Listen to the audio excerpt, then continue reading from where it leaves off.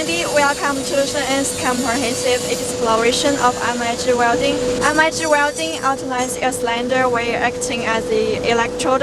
The wire is meticulously fed from a spool through the pliable tube, finally excited through the nozzle of the welding gun or torch.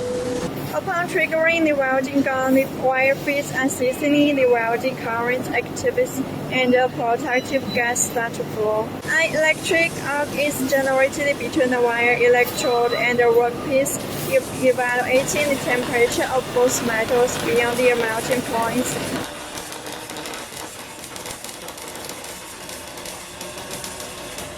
The technique is considered a consumable electrode process as the wire electrode diminishes during use. The wire traverses from the spool through the wire feeders and along the pliable tube or conduit liner, reaching the torch nozzle.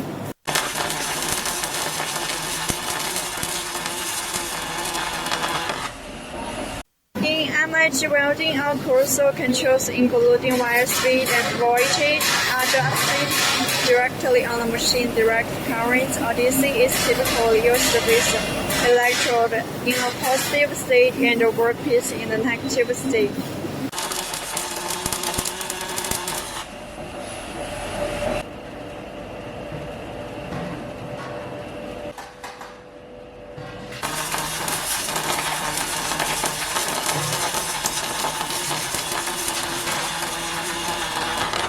Thank you for joining us at Shengen for the in-depth look at MIG welding. We are committed to excellence in every aspect of metal fabrication and look forward to serving all your needs. Thank you. Bye.